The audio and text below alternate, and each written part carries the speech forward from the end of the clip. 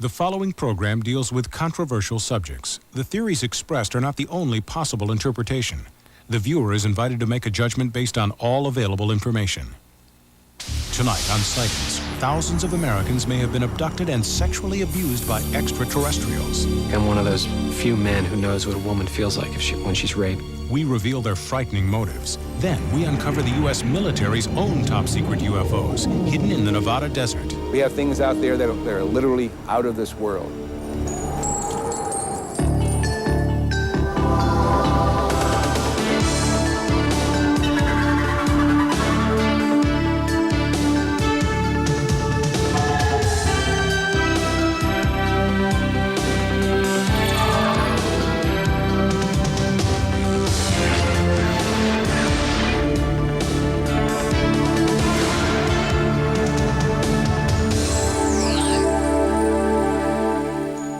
Hello, I'm Tim White. Welcome to Sightings. The abduction phenomenon has become a disturbing part of many UFO sightings. At first, only a few people claim to have been forcibly taken away by extraterrestrials. But now, so many people have come forward with similar stories that alien abduction can no longer be written off as the fantasies of a very few. I looked up in my rearview mirror and lights were coming down out of the sky. I walked out to the edge of the water and I noticed this huge, shining thing. I was so terrified looking into these big black eyes and these little creatures. I was thinking I could just raise my fist and crush his head. And exactly at that moment, I became paralyzed. It's the kind of fear that I've only experienced one other time, and that's when I was robbed and I had a gun at my head, and that's the kind of fear it is. I thought that I was dying. I'm dying now. This is what it's like when you die. The visions often come during sleep. Nightmares about being abducted, probed, and prodded by aliens who have sinister motives. Hundreds of people have come forward to talk about their disturbing experiences and admit that they think their nightmares are real. Experts believe that there are thousands, perhaps even millions more just like them, who are too afraid to talk. In Secret Life, author David Jacobs chronicles the abduction phenomenon. We have hundreds and thousands of people who are coming forward and saying that the abduction phenomenon has happened to them, that they've experienced it, and basically they say the same thing as everybody else has said, and until recently, there was no possibility that they could have picked up these stories in the media. Since she was a baby, commercial photographer Kim Carlsberg has been plagued by memories of abduction. At 4:30 in the morning, I saw this image of these four beings just move through this wall. They just, like it wasn't there. And they came over to me, two at my feet, two at my head, and they started to lift me up to the ceiling. Most abductions take place where a person is taken out of the normal environment, they're taken against their will, they have physical, mental, reproductive procedures performed on them, and then they're released. Bud Hopkins has been researching alien abduction reports for 26 years and is a firm believer. I'm the first to admit that all this sounds outrageous. It all sounds just crazy, and yet the evidence is there behind it. But skeptic Philip Klass believes mass media is to blame for the rise in abduction reports. Dozens of talk shows, dozens of other TV shows have promoted this idea that aliens are here and abducting human beings. And so it becomes the popular myth. Particular problems could adequately be explained by the condition narcolepsy. This is a disorder characterized by hypnagogic hallucinations, that's hallucinations that occur at sleep onset, which can be very vivid and include the feeling of other people being present in the room or a sensation of levitation. Patients will actually describe saying that they are looking down onto their body. I have two people that I've never met describing this exact same examination of their head being opened up, something being done to their brain, and being put back together again. They opened my back. I knew my back was open because I could feel. It was almost as though a slit had been drawn down my back and across to the side, and they had opened a flap of flesh and tissue. Whether the reports come from adults or children, men or women, most of them follow similar patterns. There's a bright light that shines in the room. The abductee sees it. They hear a noise outside. They're not interested in your mate, they're interested in you. So what they do is they render the person that you're with unconscious. She goes up a beam of light with the alien into a hovering craft. If anyone goes into the room at that point, there's no one in the room. She's not in bed. In other words, the person is literally missing. You find yourself on a table and these creatures around you with instruments, and you have no idea what they're doing, and they don't tell you. My skin was sliced, like with a surgical instrument. When a person is abducted, there's a physical examination. The focus of the entire enterprise seems to me to be unmistakably on reproductive issues. They have a mission, a job to do, and they're doing their job with little respect to their subjects. 90% of reported abductions involve descriptions of what experts call gray aliens, extraterrestrial creatures with oversized heads and dark almond-shaped protruding eyes. Less common are insect-like or reptilian creatures. The reptilian type has bothered a lot of people. It seems to be quite hostile and intrusive, often has claw-like hands, and I know there's one case where claw marks were photographed on the back of a woman. There's one being in particular that I always recognize, and he's not a gray. He's taller, he's thinner, he's got a bigger head, he's got bigger eyes. His limbs are very praying mantis-like. I remember being on the table with my head turned away, not wanting to look at this creature. And then when I looked at him, I just recognized him as the one that I hated. In a few cases, subjects claim to see hybrids, creatures who are half human, half alien. Some abductees believe they are being crossbred with aliens to create these hybrids. A very important part of the abduction phenomenon is that there are reproductive procedures carried out upon them. I've been shown children, I've been shown babies. I've been asked to hold children and babies. I've been asked to give these children affection. And these children aren't alien children, and they're not human children. They're somewhere in between. I had a woman who had been to the doctor, had an ultrasound done. Her husband was there. Everyone observed at 3 months a healthy fetus. The next day she wakes up screaming. They took it. Is so upset, her husband takes her back to the doctor. He does a pregnancy test, finds out she's no longer pregnant. They do a D&C, there's nothing there. The most humiliating thing that happened to me is they put a cylindrical sort of thing over my genitals, and it made me have an orgasm in a second.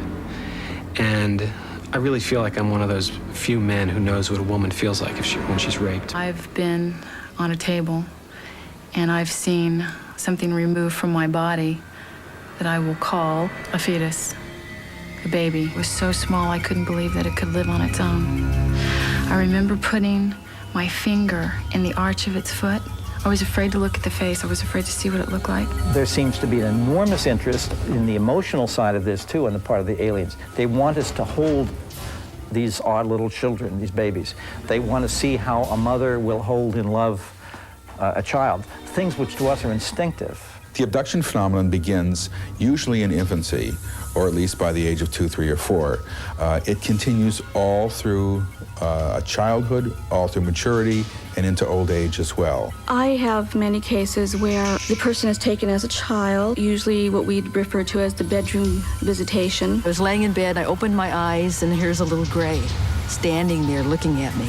And all I could really remember were those dark eyes. It is as if that person has become a kind of tagged animal in someone else's experiment. And that little person, as he or she grows to adulthood, will be abducted over a period of time at irregular intervals. Let us assume that this is all being made up, that this is internally generated, that there is no abduction phenomenon. If that's the case, then we have discovered something of enormous importance. What are the repercussions of thousands of people running around thinking they're crazy, feeling crazy, being crazy, because they have no way to understand what's happening? Psychiatrists and psychologists who are dealing with these people are the first to say, something happened to this person. This is not a fantasy. This is not something the person cooked up. This was an event in that person's life which was truly upsetting. These experiences are not pleasant experiences. This is not something I'm happy happened to me. There's a part of me that would love to find the answer that it was something else. It's a very lonely place to be, to have this experience and not be able to remember the details and not know if it's real. And it's very, very hard to walk through life with this kind of a secret. Even some of the most skeptical members of the psychiatric profession agree that the abduction phenomenon is not a hoax, but the causes for these stories are to be found not in alien spacecraft, but right here on Earth. When we return, Sightings finds evidence that at least some UFO encounters may be the result of top-secret experiments the government doesn't want you to know about. Coming up, what's hidden in Area 51? Many claim it's the U.S. military's own top-secret UFOs. We have things out there that are literally out of this world. For years, the U.S. government has had a standing policy. It would neither confirm nor deny the existence of UFOs. Their non-cooperation has been interpreted by many ufologists as evidence of a government conspiracy to cover up UFO sightings. Now, Sightings has uncovered information that provides another explanation for their silence. Many UFO sightings may actually be top-secret military aircraft the government doesn't want you to know about. When I first saw the UFO, it was directly overhead, moving incredibly slowly. The shape of it was half a triangle. And all of a sudden, over at the hill, this enormous pattern of lights emerges. I was just in awe of what I'd seen because I didn't know what it was and I'd never seen anything like it. Holy cow! There's no question that there have been sightings by military devices in space. And that gets us right to the UFO question. Are we dealing with a cosmic Watergate? Which I maintain that we are. What the hell was that? I don't know. It was neat. It was like leaving stuff behind it, wasn't it? For the past 25 years, the United States government, especially the Air Force, has been telling us these things don't exist. I feel that there's been so much controversy about cover-ups and UFO phenomena and everything that goes on. And I think that someone needs to point out that a lot of it is just hogwash. And anybody who says the United States government is not withholding information about flying saucers simply isn't telling the truth, or they're totally ignorant one way or the other. Our most recent investigation has concentrated on a series of sightings in the western United States. Sightings has learned that many UFOs spotted in California and Nevada may actually be highly classified military experiments called black projects. Sources familiar with these black projects, many of whom wish to remain anonymous, have told us that the military is now experimenting with aerospace technology beyond our wildest dreams. The objects we're talking about are zipping around and doing hard-angled turns, acute angled turns. In order to do that, it must be controlling gravity. And therefore, what you're talking about is a spacecraft, not an aircraft. I think you have to be careful not to confuse what's mysterious with what is virtually supernatural. Certainly some of these things are going to look very strange. They're very unlike aircraft with which people are familiar. Well, certainly the history of the flying saucer phenomena suggests that in the past, classified programs resulted in a lot of reports of flying saucers. And if you see all of the instances where conventional aircraft have been misinterpreted as flying saucers, it's quite easy to understand how unconventional aircraft could receive a similar misinterpretation. In the Nevada desert, we have things that would make George Lucas envious. We have things out there that are literally out of this world. Most aeronautical black projects reportedly operate out of this test site located at Groom Lake in Nevada. This installation is also known as Area 51, or Dreamland. The government denies the very existence of Area 51, but these photographs do prove there is an installation at Groom Lake.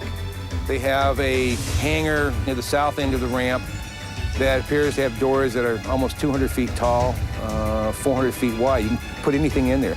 One of the problems associated with Groom Lake is the fact that it is a place that does not officially exist. This federal official insisted on hiding his identity. Area 51 is the most tightly secured installation in this country. It's guarded both over the air and on the ground by elite Air Force security police and Department of Energy special response teams.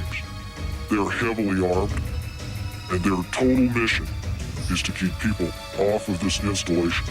It's an ideal place for top secret, highly classified military projects, to refine them, to take them to the next level. This is the place. You have deep, deep desert valleys, high mountain ranges. to camouflage and mask these things when they fly. The military is the top dog here in Nevada, no doubt about it. They run the show. If someone came to me and said there's just absolutely nothing that secret, and they decided they were going to hike into Area 51, I think that could be the biggest and perhaps the last mistake they are going to make in their life. Are these people still locked into a Cold War mentality? Is that the point here? Or are they really hiding something that's totally alien? Is this otherworldly technology that's being applied to Air Force black projects? One of the most recent black projects to be leaked to the media has been dubbed Aurora. The few facts revealed so far about Aurora's speed and maneuverability are tantalizing. Rumors about Aurora first started after thousands of people in Southern California reported feeling earthquakes. Seismologists found that the tremors were not earthquakes, but were caused by sonic booms. The booms were the first hard evidence that high-speed, unidentified aircraft were operating over the western United States. We really can't tell what's moving. The only thing we see is a sonic boom, and that's telling us that something is moving faster than the speed of sound. So actually, we can't even tell it's an airplane. The sonic booms were tracked and found to be heading toward Nevada. At the same time, witnesses described an increasing number of UFOs that defied the laws of aerodynamics. If they are top-secret military aircraft, where is this new technology coming from? The technology is incredible. A Mach 6 airplane, unmanned aerial vehicle performing these incredibly banked high-speed turns. It boggles the mind. Yeah, I think it could possibly be something otherworldly or at least borrowed alien technology. I don't put that beyond the realm. Top-secret testing of experimental aircraft does provide a compelling explanation for many UFO sightings. But what about sightings which occur in remote areas far from military bases, or sightings in which eyewitnesses claim personal contact? Further investigation is needed to provide a more complete answer to the UFO question. Coming up, a Sightings viewer asks us to investigate a sinister entity that haunts her family's home. My little girl's hysterical, and I can't do anything. Recently, one of our viewers called to tell us that she believes her home and family are haunted and has asked Sightings to conduct a ghost investigation. Well, we thought this would be a good opportunity to show you step by step how a real ghost investigation is conducted. I went to her home in Garden Grove, California to begin the investigation process.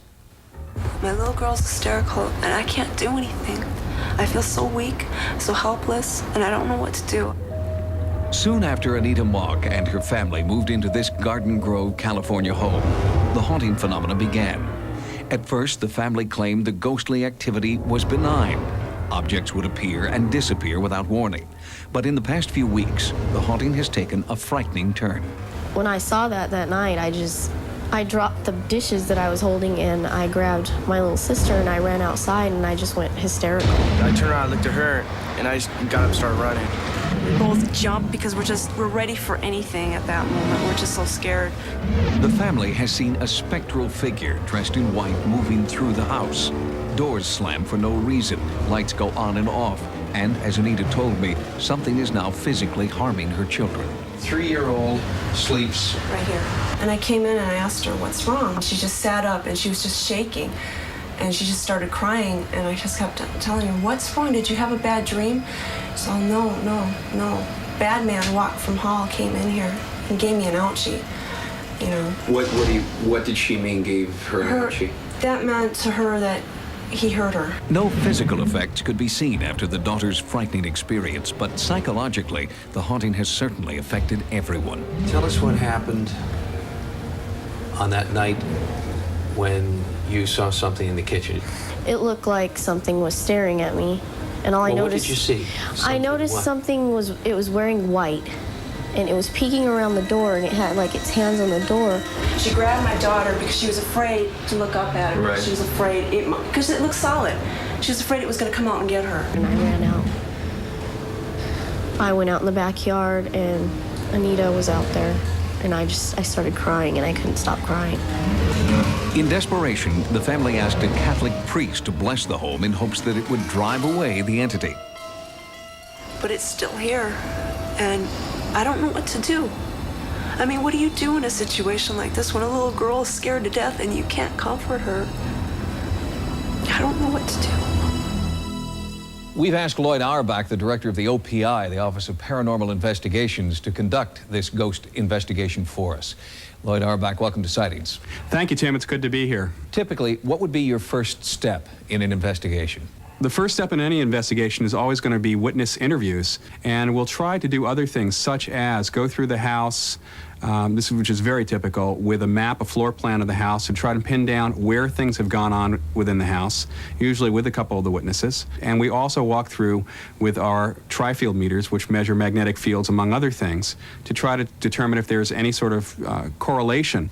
Do you have any hunches, Lloyd, about what might be causing a haunting phenomenon in this case, if there is one? My hunch is this is probably a poltergeist case where we might have some things being moved around by someone or the whole family using mind over matter ability, and there might be an overtone of an apparition. That has happened in a number of cases where literally some suggestion that there might be a ghost there has caused people to see it. Lloyd, what is it that interests you about this particular case? Probably the most interesting thing about this case is that it is a mixed bag, that we have physical object movement plus we have an apparition being sighted. With very rare exceptions, most of the apparition cases where people see a ghost or hear voices that seem to be fairly intelligent, that we call apparitions or ghosts, those cases don't also involve physical object movement. So this is kind of interesting from the point that it might be both. It could be an apparition moving things around, it could be a poltergeist, or it could be a lot of things that are misinterpreted by the family, and there could be nothing paranormal going on. Lloyd, thanks for joining us. Thank you, Tim. In the coming weeks, we'll bring you updates on Lloyd's progress as he conducts this ghost investigation.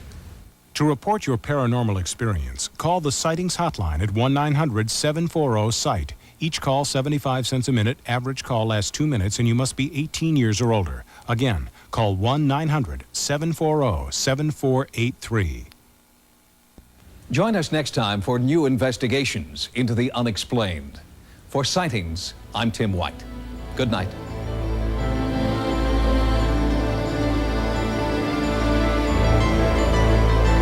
Tomorrow, after a full hour of cops, emergency teams go into action to save the victims of an airliner crash on a special hour of Code 3. Now, Likely Suspects is next.